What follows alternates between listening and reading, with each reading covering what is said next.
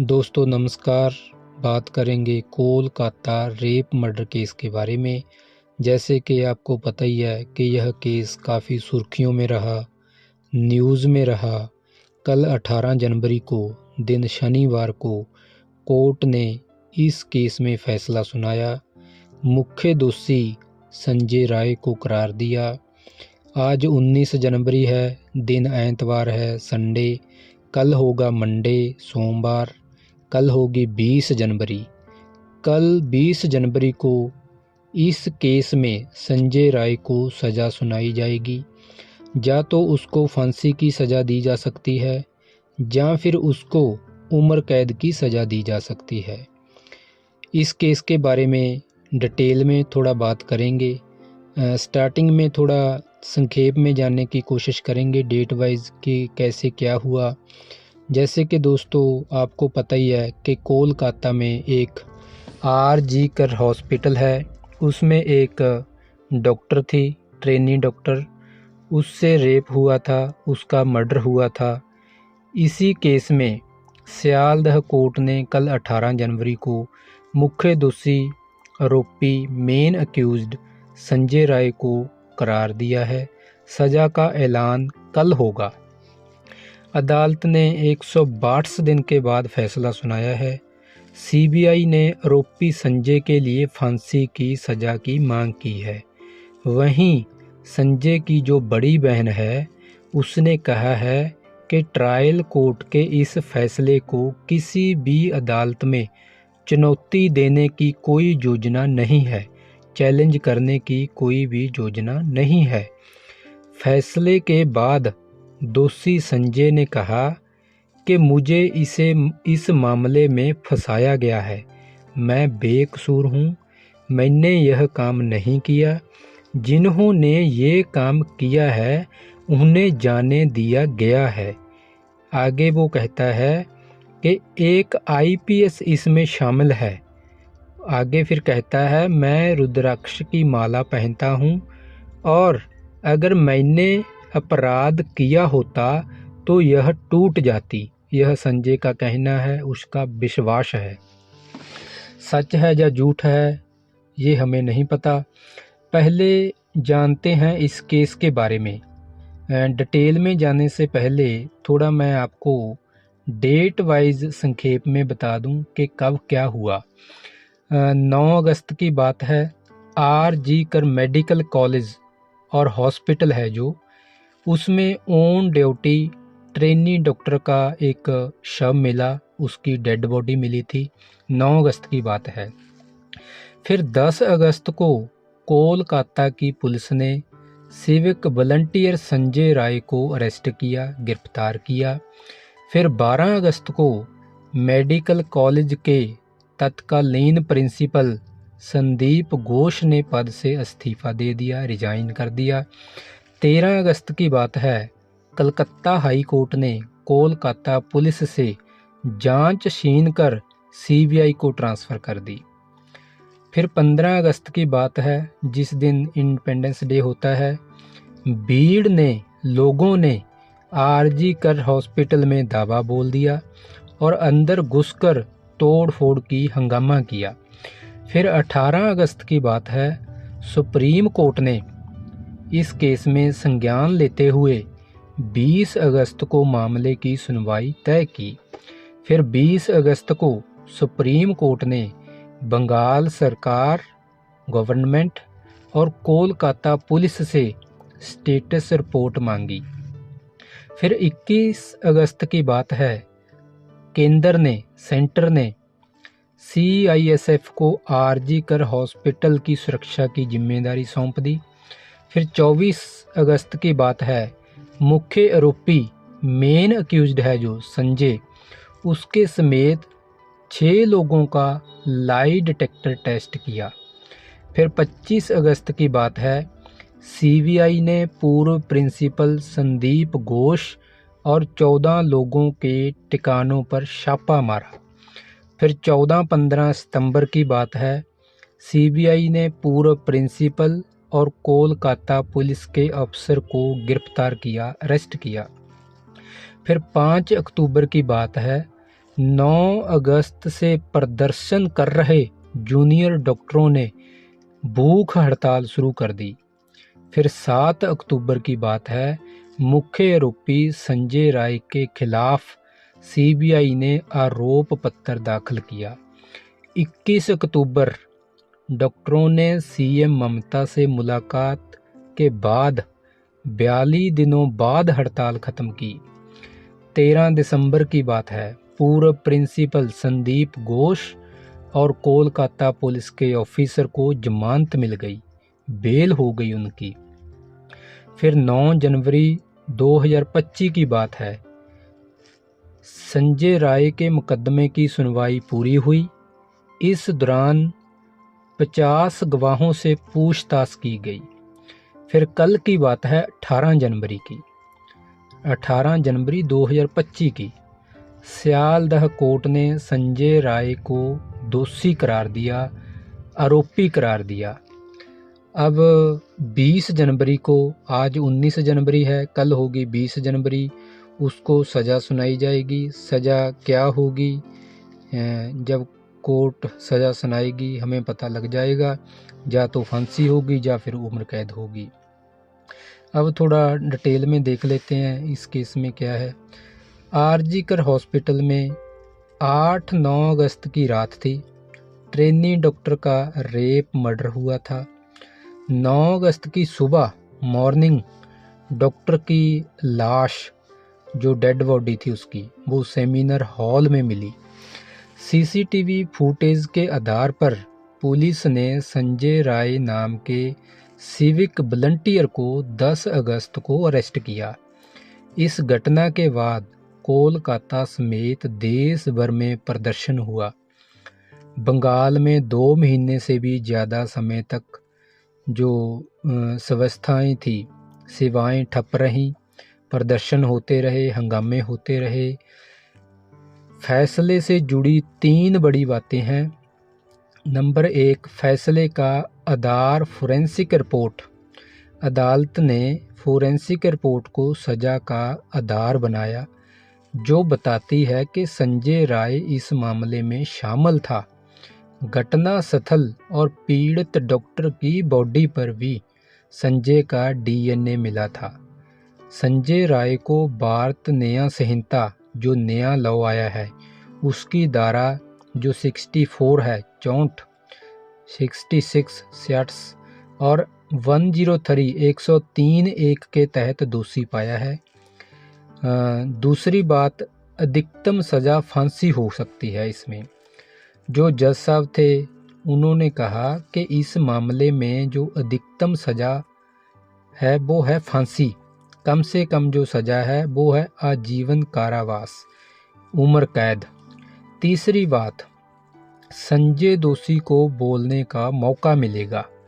जब दोषी संजय को सज़ा सुनाई जाएगी उस टाइम उसको बोलने का मौका दिया जाएगा। जब दोषी संजय ने कहा कि उसे इस केस में फंसाया जा रहा है, इसके बाद जज साहब ने कहा कि सज़ा सुनाए जाने से पहले उसे बोलने का मौका मिलेगा, दिया जाएगा। हाई कोर्ट के आदेश पर जो जांच थी इस केस की, वो बंगाल पुलिस से लेकर सीबीआई को मिली थी। पहले बंगाल पुलिस के पास ये केस था, उसके बाद इसको सीबीआई को ट्रांसफ़र कर दिया था। 9 अगस्त की घटना के बाद आरजीकर हॉस्पिटल के डॉक्टरों और पीड़ित परिवार ने इस मामले की सीबीआई की जांच की मांग की, लेकिन मुख्यमंत्री ममता बनर्जी ने जांच के आदेश नहीं दिए। हाई कोर्ट के आदेश के बाद 13 अगस्त को जांच सीबीआई को सौंपी गई। इसके बाद सीबीआई ने नए सिरे से जांच शुरू की। तीन बंदे थे जिनको आरोपी बनाया गया, 2 को जमानत मिल गई और तीसरे को कल आपको पता ही है 18 जनवरी को दोषी करार दे दिया। आरोपी संजय राय के अलावा मामले में मेडिकल कॉलेज के पूर्व प्रिंसिपल, जिसका नाम है संदीप घोष, उसको भी आरोपी बनाया गया। लेकिन सीबीआई 90 दिन के अंदर घोष के खिलाफ चार्जशीट दायर नहीं कर पाई। जैसे कि आपको पता ही है कि यह कानून है, लॉ है कि एक लिमिटेशन होती है जिसके अंदर चार्जशीट चालान पेश करना होता है। 90 दिन के अंदर चार्जशीट नहीं दायर हुई, जिस कारण सियालदह कोर्ट ने 13 दिसंबर को घोष को इस मामले में जमानत दे दी। इसके अलावा ताला थाने के पूर्व प्रभारी अभिजीत मंडल को भी चार्जशीट दायर न करने के कारण जमानत दे दी गई। इससे पहले सीबीआई ने 25 अगस्त को सेंट्रल फोरेंसिक टीम की मदद से हेल्प से कोलकाता की प्रेसिडेंसी जेल में संजय का पॉलीग्राफ टेस्ट किया। अधिकारियों ने करीब 3 घंटे उससे सवाल जवाब किए। संजय समेत 10 लोगों का पॉलीग्राफ टेस्ट हुआ। इनमें आरजी करके पूर्व principal Sandip Ghosh, ASI Anup Datta, 4 fellow doctor, 1 volunteer और 2 गार्ड भी शामिल थे। संजय के जो ईयरफोन थे और उसका जो डीएनए था उससे वो पकड़ा गया। टास्क फोर्स ने जांच शुरू होने से 6 घंटे के भीतर दोषी संजय राय को अरेस्ट किया था। सीसीटीवी फुटेज के अलावा पुलिस को सेमिनार हॉल में एक टूटा हुआ ब्लूटूथ ईयरफोन मिला था। ये दोषी के फ़ोन से कनेक्ट हो गया था, जो संजय राय था उसके फ़ोन से। संजय राय की जीन्स, जो पैंट होती है जीन्स, और जूतों पर पीड़िता का खून पाया गया। संजय का डीएनए मौके पर मिले सबूतों से मैच हुआ था। संजय के शरीर पर चोट के जो 5 निशान मिले वे उसे 24 से 48 घंटे के दौरान लगे थे। यह ब्लंट फोर्स इंजरी हो सकती है जो पीड़ित से अपने बचाव के दौरान हुई होगी। इसी के जरिए पुलिस संजय को पकड़ने में कामयाब रही। ये भी जान लेते हैं कि संजय राय कौन है। संजय ने 2019 में कोलकाता पुलिस के तहत डिजास्टर मैनेजमेंट ग्रुप के लिए वॉलंटियर के तौर पर काम करना शुरू कर दिया। इसके बाद वह वेलफेयर सेल में चला गया। अच्छे नेटवर्क की बदौलत उसने कोलकाता पुलिस की 4थी बटालियन में आवास ले लिया। इस आवास की वजह से आरजी कर हॉस्पिटल में नौकरी मिल गई, जॉब लग गई। वह अक्सर हॉस्पिटल की पुलिस चौकी पर तैनात रहता था, जिससे उसे सभी विभागों में एक्सेस मिली थी। मीडिया रिपोर्ट्स के मुताबिक संजय की कई शादियां असफल रही। संजय राय ने पूछताछ करने वाले अधिकारियों को बताया कि कथित तौर पर युवा डॉक्टर के साथ क्रूरता से कुछ घंटे पहले वह 2 बार रेड लाइट एरिया में गया था। 3 अदालतों में केस चला। निचली अदालत ने फैसला सुनाया, जो ट्रायल कोर्ट है। आरजी कर रेप मर्डर केस निचली अदालत के साथ साथ हाई कोर्ट और सुप्रीम कोर्ट में भी चला है। दरअसल अभी चल भी रहा है। दरअसल कलकत्ता हाई कोर्ट में कई जनहित याचिकाओं के साथ पीड़ित के माता पिता ने भी याचिका दायर की थी। इसमें कोलकाता पुलिस पर अविश्वास जताते हुए सीबीआई की जांच की मांग की गई थी। इस पर कोर्ट ने 13 अगस्त को मामले में सीबीआई जांच के आदेश दिए थे।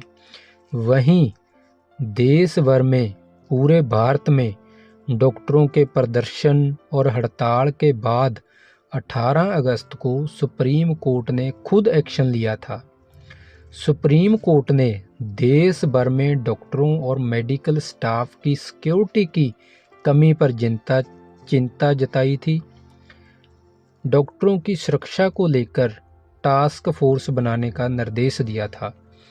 इसके साथ ही सुप्रीम कोर्ट पूरे मामले की निगरानी कर रहा था।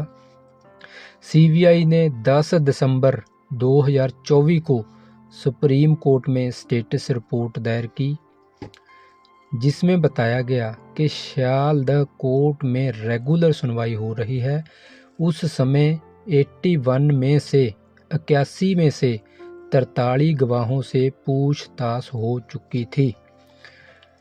तो इस केस में सीबीआई ने कहा था कि ट्रेनी डॉक्टर का गैंग रेप नहीं हुआ। सीबीआई ने 7 अक्टूबर 2024 को कलकत्ता हाई कोर्ट में चार्जशीट दायर की, जिसमें कोलकाता पुलिस में सिविक वॉलंटियर संजय राय को एकमात्र आरोपी बनाया गया। एजेंसी ने बताया कि ट्रेनी डॉक्टर का गैंग रेप नहीं हुआ था। चार्जशीट में 100 गवाहों के बयान, 12 polygraph test, CCTV footage, forensic report, mobile की कॉल डिटेल्स एंड लोकेशन ये शामिल थी। यह भी कहा गया कि पीड़ित के शरीर से मिला सीमन सैंपल और खून आरोपी से मैच हुआ है। वहीं क्राइम सीन पर मिले छोटे छोटे बाल भी फोरेंसिक जांच के बाद आरोपी के बालों से मैच हुए। संजय का ईयरफोन भी उसके मोबाइल ब्लूटूथ से कनेक्ट हो गया था। इसे भी अहम सबूत माना गया। कोलकाता के आरजीकर मेडिकल कॉलेज हॉस्पिटल में ट्रेनी डॉक्टर से रेप मर्डर केस में 24 दिसंबर को central forensic science laboratory CFSL की एक रिपोर्ट सामने आई, जिसमें कई सनसनीखेज खुलासे थे। 12 पेज की रिपोर्ट में कहा गया था कि सेमिनार हॉल में ऐसा कोई सबूत नहीं मिला जिससे पता चले कि वहां पीड़ित से रेप के बाद हत्या की गई। रिपोर्ट के 12वें पेज की आखिरी लाइनों में लिखा था, जिस जगह ट्रेनी डॉक्टर का शव मिला था, डेड बॉडी मिली थी, वहां संघर्ष का कोई सबूत नहीं मिला।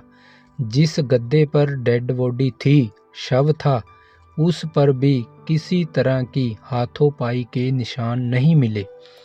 ये रिपोर्ट की जो 12वें पेज की आखिरी लाइनें थी। पोस्टमार्टम रिपोर्ट में 5 खुलासे हुए। पहला, abnormal sexuality and genital torture के कारण ट्रेनी डॉक्टर के प्राइवेट पार्ट्स पर गहरा घाव पाया गया। दूसरा, चिल्लाने से रोकने के लिए नाक, मुंह और गले को लगातार दबाया गया। गला घोटने से थायराइड कार्टिलेज टूट गया। तीसरा, सिर को दीवार से सटा दिया गया जिससे चिल्ला ना सके। पेट, होंठ, उंगलियों और बाएं पैर पर चोटें पाई गई। चौथा, इतनी जोर से हमला किया गया कि चश्मे के शीशे के टुकड़े उनकी आंखों में घुस गए। दोनों आंखों, मुंह और प्राइवेट पार्ट्स से खून बह रहा था। पांचवा, चेहरे पर आरोपी के नाखूनों से बने खरोंच के निशान मिले। इससे पता चलता है कि पीड़िता ने खुद को बचाने के लिए काफ़ी संघर्ष किया। जो पीड़िता के पेरेंट्स थे, माता पिता थे, उन्होंने कहा था कि सियालदह कोर्ट को सज़ा सुनाने से रोका जाए। सीबीआई जांच को लेकर ट्रेनी डॉक्टर के माता पिता ने असंतोष जताया। उन्होंने मामले की निगरानी कर रहे सुप्रीम कोर्ट और कलकत्ता हाई कोर्ट में भी याचिका दायर की। उन्होंने अपील की कि सियालदह स्पेशल कोर्ट को इस मामले में सज़ा सुनाने से रोका जाए और पूरे मामले की एक बार फिर नए सिरे से जांच की जाए। इधर शनिवार को, कल शनिवार था, 18 जनवरी थी। 18 जनवरी को फैसले से पहले पीड़िता के पिता ने कहा कि आरोपी की सज़ा कोर्ट तय करेगा, लेकिन जब तक हमें न्याय नहीं मिल जाता, हम अदालत का दरवाज़ा खटखटाते रहेंगे। ये थी जानकारी कोलकाता रेप मर्डर केस के बारे में। कल पता चलेगा कि आरोपी को क्या सज़ा दी जाती है? उसको फांसी की सज़ा होती है या फिर उम्र कैद?